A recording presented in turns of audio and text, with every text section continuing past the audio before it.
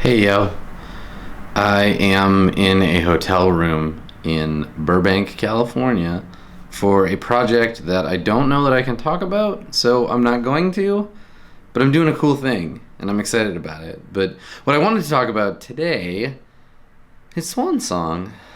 We're all done. That's it. The live show is complete.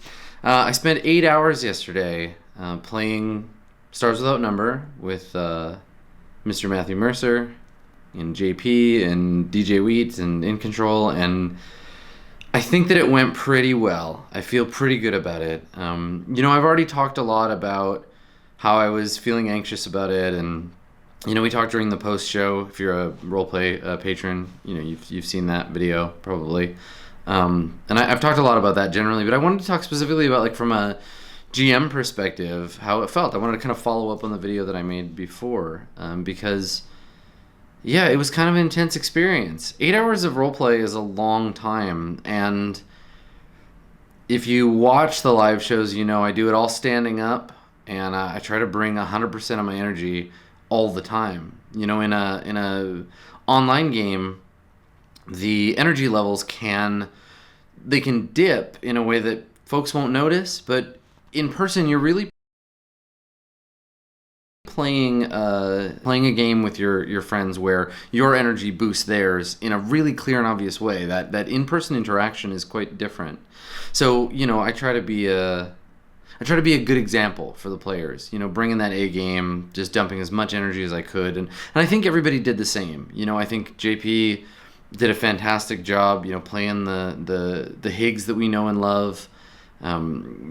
Jeff is always fun to play with because he can play those big, serious, philosophical moments, and he can play funny real well. Jeff's a really funny guy, but he's also really good at giving up the spotlight, and I think that gave room for some of the impassioned, kind of dramatic moments that we got from Matt and from Wheat. And I really hope the cast had a good time, especially Matt, because I know it can be daunting jumping into a campaign world that you don't have that much connection to.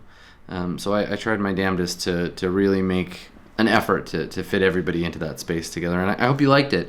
I think the other big challenge, and this is the trick of playing a role-playing game that is also a TV show, in that we had to end it. There had to be an ending, and if you've watched the show, you know that ending was, it was kind of a big deal. And I guess all endings are, but you look at things like, think about TV shows and think about the way they've ended, and think about video games too, right? Like, we all want to avoid being Lost. We want to avoid being The Sopranos, or maybe we don't, right? Like, everybody has an opinion about a strong ending. The point here being that we had to end Swan Song, and that feels like the biggest challenge, and I hope that you liked the kinds of ways that I GM all the way through to that ending, right? I wanted the game and I wanted the ending to be more about asking questions than about answering them. I wanted to give you an opportunity to think for yourself how the world after Swan Song Live would look, and I hope I succeeded at that. I don't know if we'll ever visit Asgard Sigma again. We've had some amazing times, and I'm not going to say never, but there's new and big and exciting things on the horizon too, right? A lot of that sci-fi energy I'm channeling into the Sprawl.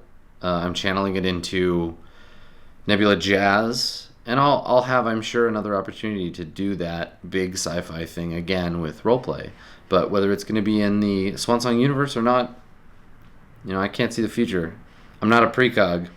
I think that the thing to remember is that it is what it was. That for all the bumps and bruises along the way, Swan Song was something really cool that we all got to participate in. And I don't just mean me and the cast, I mean you too as fans. The Swan Song GM turn has been one of the most fun GMing experiences I ever had, certainly, and I know that you contributed as much to that as I did, or as the game did. So thanks for your part in everything Swan Song was.